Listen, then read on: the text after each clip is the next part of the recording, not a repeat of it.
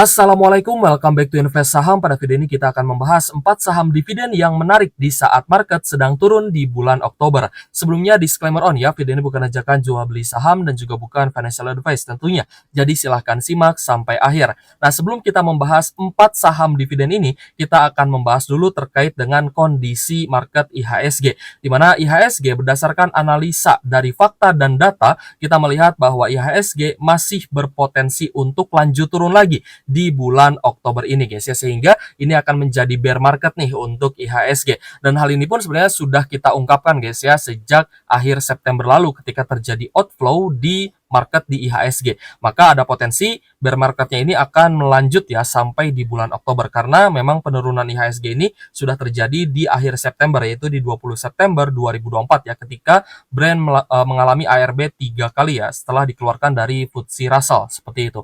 Nah, jadi meskipun hari ini IHSG-nya ada sedikit penguatan ya 0,11%, namun faktanya masih ada net sell dari investor asing sebesar 700 miliaran. Dan ketika terjadi stimulus di bursa saham Cina ya guys ya, maka IHSG juga terkena outflow yang cukup besar senilai triliunan rupiah. Jadi analisa yang kita lakukan itu bukan berdasarkan kira-kira ya atau ibaratnya perasaan saja, tapi kita menggunakan fakta dan data untuk melihat kondisi market sehingga kita bisa membuat sebuah strategi yang sangat bagus guys ya, untuk kita bisa membeli saham bagus di harga yang terdiskon. Tentunya ini tidak bisa kita asal-asalan beli, kita asal-asalan masuk di saham dengan tidak melihat kondisi market.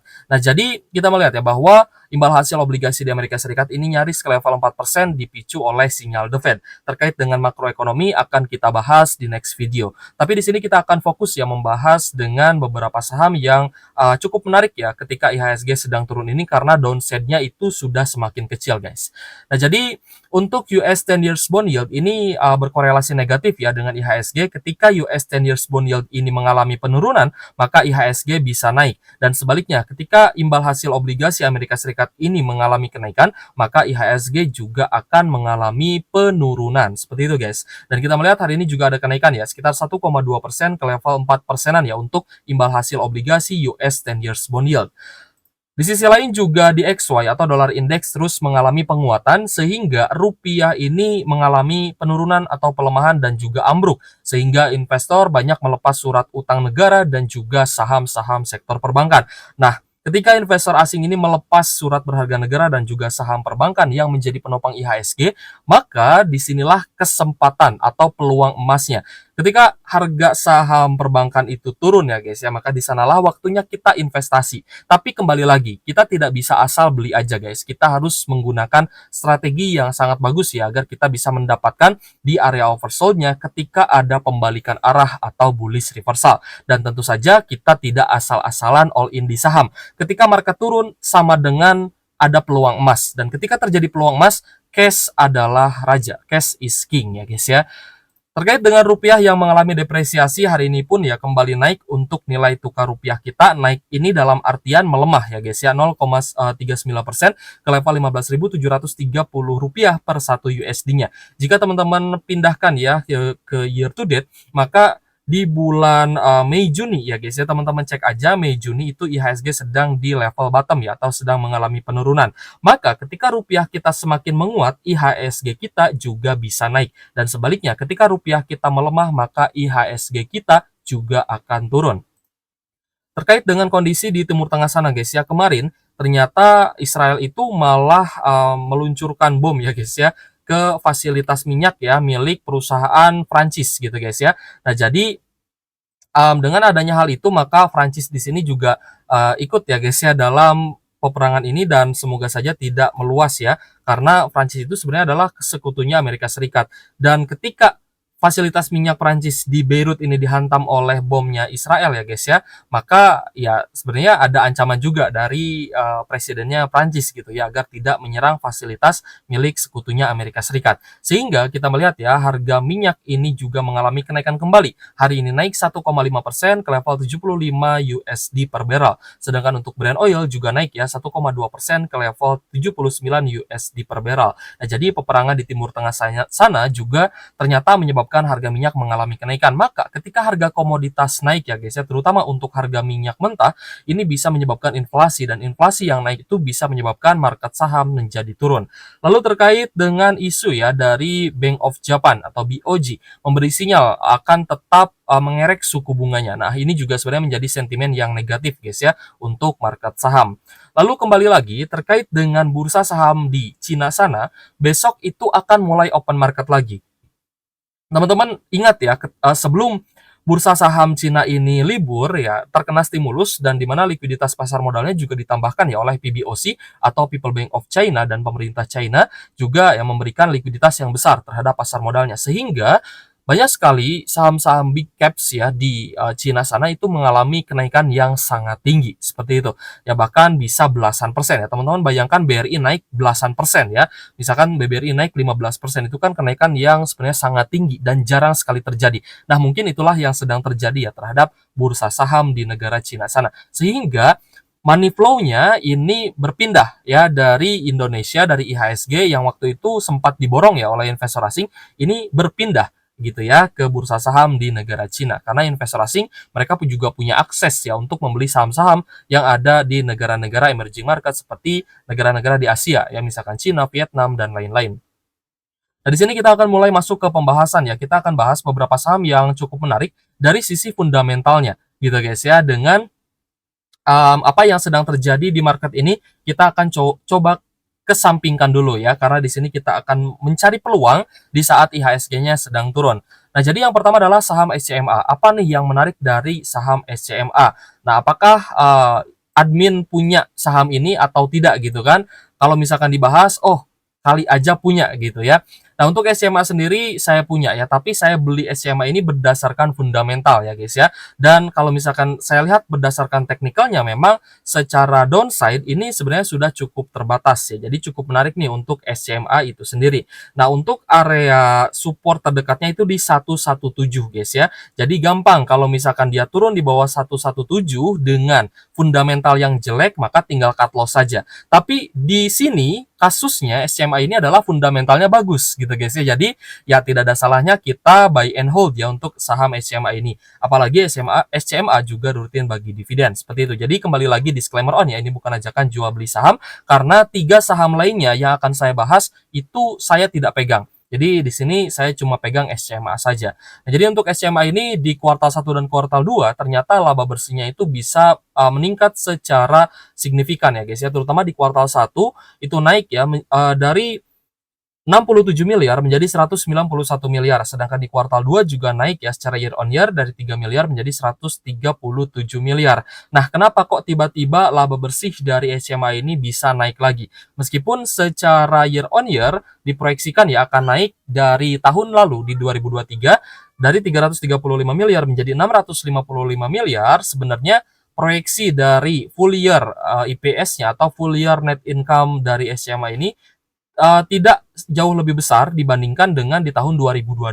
Ya maka kalau misal kita perhatikan ya, apakah ini awal dari kebangkitan fundamental dari SCMA itu sendiri, ya bisa saja gitu ya, karena kita lihat di kuartal 2 dan kuartal 1 2024 ini labanya sangat bagus seperti itu. Jadi kita masih menunggu sebenarnya di kuartal 3 untuk tambah muatan ya. Saya melihat memang hari ini ada kenaikan ya untuk SCMA dan induk usahanya yaitu EMTK ya, tapi karena MTEK itu tidak bagi dividen, jadi saya lebih tertarik dengan saham SCMA di mana fundamentalnya juga lebih bagus SCMA. Dan dari kolom pemberitaan kita melihat ya bahwa pendapatan Video.com ini sangat berkontribusi besar terhadap kenaikan laba PT Surya Citra Media atau SCMA itu sendiri ya guys ya. Di mana pendapatan video ini tumbuh 14,9% secara year on year menjadi 1,7 triliun. Sedangkan laba bersih SCMA juga naik guys ya pada kuartal 1 sebesar 185% secara year on year. Lalu kita lihat ya ada penambahan pelanggan video di semester 1 di mana jumlah pelanggannya juga mengalami kenaikan ya seperti itu. Jadi untuk SCMA ini memang sangat dipelopori ya pendapatannya dan juga laba bersihnya itu oleh revenue dari Video.com itu sendiri. Lalu untuk profitabilitas di angka 6% dan juga rutin bagi dividen ya, dengan yield sekitar 3,9%-an dengan payout ratio 56,4%. Nah, sebenarnya wajar ya ketika anak usaha ini sering membagikan dividen karena pastinya induk usaha juga akan menerima dividen tersebut. Dan lain halnya ketika induk usahanya tidak bagi dividen, maka menurut saya itu kurang menarik. Ya di sisi ini dalam hal ini saham MTEK ya meskipun hari ini kenaikannya lebih tinggi ya 7%, tapi yang menurut saya sih tidak menarik ya, lebih menarik saham SCMA. Apalagi kondisi marketnya sedang merah seperti ini yang berarti ada probabilitas ya saham SCMA juga sebenarnya bisa ikut turun. Tapi kembali lagi karena downside ya dari harga saham SCMA ini saya lihat memang risk and reward-nya itu lebih besar reward-nya, maka saya coba untuk akumulasi guys ya di harga yang lebih rendah ya daripada harga sekarang di saham SCMA ini. Kalau misal teman-teman tidak apa ya masih was-was ya tidak usah gitu ya karena ini kan bukan ajakan jual beli ya. Di sini ya kita cuma ini aja ya jujur-jujuran aja gitu ya. Selanjutnya, saham yang menurut saya menarik adalah saham roti ya guys ya. Saham roti ini sebenarnya menarik, tapi memang belum ada pergerakan yang berarti ya. Jadi masih cukup sideways ya kalau misal kita boleh katakan, tapi memang downside-nya ini sudah sangat kecil. Jadi saya nilai menarik ya karena downside-nya kecil dan saham ini juga rutin bagi dividen seperti itu. Hari ini ada sedikit kenaikan 0,5% ke level 995, berbeda dengan SCMA ya yang naik 5% dan MTEK tadi yang naik 7%. Roti ini kembali lagi saya katakan ini cukup sideways ya, tapi fundamentalnya kita lihat menarik guys ya. Jadi untuk roti ini downside-nya sudah mulai tipis ya di 980-an ya kalau nggak salah ya teman-teman boleh cek teknikalnya. Kalau nggak salah itu support terdekatnya di 980 atau 985 gitu ya. Jadi ya downside-nya tipis ya. Namun meskipun demikian ternyata laba bersih dari roti ini juga sebenarnya tidak naik tinggi ya. Tidak naik terlalu tinggi ya, hanya naik di kuartal 1 2024 dan di kuartal 2 naiknya juga tipis gitu ya. Jadi secara year on year di semester 1 2024 ini memang ada kenaikan laba bersih ya di saham roti ini. Meskipun demikian, ternyata valuasi dari roti ini ternyata juga sudah cukup tinggi ya, meskipun harga sahamnya juga downtrend ataupun sedang sideways di area bawah ya. Tinggal kita menunggu aja sebenarnya tanda-tanda bullish reversalnya atau akumulasinya. Dan juga saham roti ini dividennya cukup tinggi, bahkan lebih tinggi dari SCMA tadi ya, di mana dividen yieldnya mencapai 8,81% dan masih rutin bagi dividen, terakhir itu dibagi di 22 April 2024 ya. Jadi untuk roti ini ya saya nilai sih menarik gitu ya. Return on asset 9% dan return on equity 17,64%. Tapi karena memang sedang sideways, mungkin jika saya masuk pun tidak akan terlalu besar porsinya. Dan saya lebih menunggu ya untuk tanda-tanda bullish reversalnya dulu. Jika sudah ada tanda bullish reversal, maka akan semakin cepat saya mendulang cuan di saham yang memang sedang diakumulasi. Saham ketiga yang menurut saya menarik adalah saham RALS ya guys. Ini sebenarnya juga banyak ditanyakan ya di kolom komentar karena memang kita melihat downside-nya juga cukup tipis ya, tidak terlalu besar lah ya potensial downside-nya. Jadi untuk saham RALS ini sebenarnya juga masih cukup sideways ya. Hari ini juga close di harga yang sama di 400. Mungkin dia downside-nya sampai di sekitar ya 390-an lah. Ya teman-teman boleh cek dari teknikalnya. Dan kita lihat memang untuk saham RALS ini pendapatan di 2024 guys ya, terutama pada semester 1 itu memang mengalami kenaikan ya, tapi tidak terlalu tinggi ya guys ya. Coba kita cek dulu ya agar memastikan ya. Tadi saya sempat cek sebenarnya tapi ya lupa. Untuk RALS cara kinerja guys ya kita cek dulu nih. Nah, untuk RALS ini memang ada sedikit kenaikan ya guys ya, namun tidak terlalu besar untuk semester 1 2024-nya, tapi secara valuasi memang masih murah dan kita lihat juga dividennya menarik ya guys ya, dividen yield-nya menarik di angka 12,5% dan terakhir bagi dividen di 30 Mei 2024, seperti itu. Lalu terkait dengan kuartal 3-nya, nah di sini kan sebenarnya ada kuartal 3 dan kuartal 4 ya yang masih harus kita tunggu dulu nih hasilnya. Nah, saya itu orang investor yang biasanya menunggu dulu ya guys ya, lebih baik saya tunggu dulu hasil di Q3 dan Q4-nya. Kalau misalkan di Q3 biasanya labanya jelek, maka lebih baik saya menunggu ya dibandingkan saya masuk saat ini. Tapi jika sudah ada kenaikan laba bersih sejak di kuartal awal ya guys ya, seperti tadi ya saham SCMA ini, maka saya masuk di awal tahun pun atau di harga sekarang pun ya sebenarnya tidak masalah gitu ya, karena saya melihat memang potensinya cukup menarik.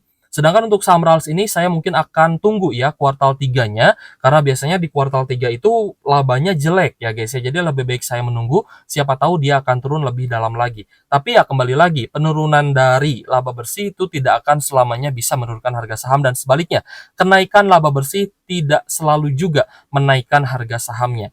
Jadi untuk saham RALS ini memang dari sisi modal bisnis ya mungkin teman-teman akan bilang ini tidak menarik ya, karena ya modal bisnis sekarang kan katanya ini ya daya beli masyarakat itu sedang turun gitu guys. Jadi ya kita berharap dari perusahaan-perusahaan ini dia bisa transisi lah, atau ya transisi ke bisnis online seperti itu.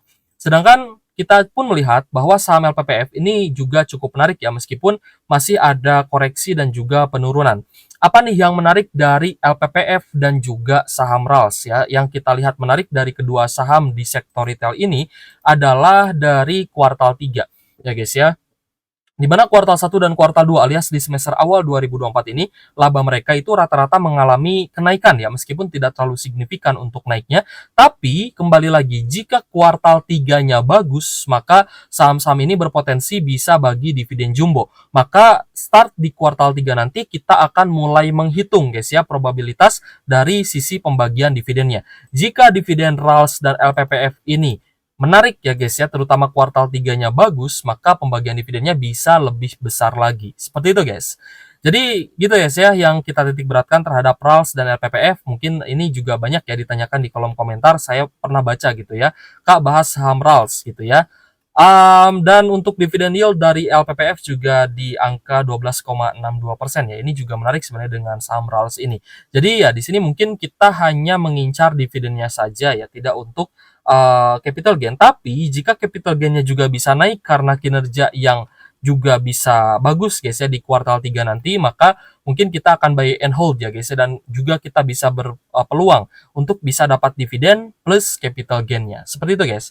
Jadi kembali lagi, disclaimer on, video ini bukan ajakan jual beli saham guys ya. Seluruh keputusan investasi itu menjadi tanggung jawab pribadi masing-masing. Jika ada pertanyaan boleh tulis saja di kolom komentar ya. Terima kasih sudah menonton. Thank you for watching. See you on the next video. Wassalamualaikum warahmatullahi wabarakatuh.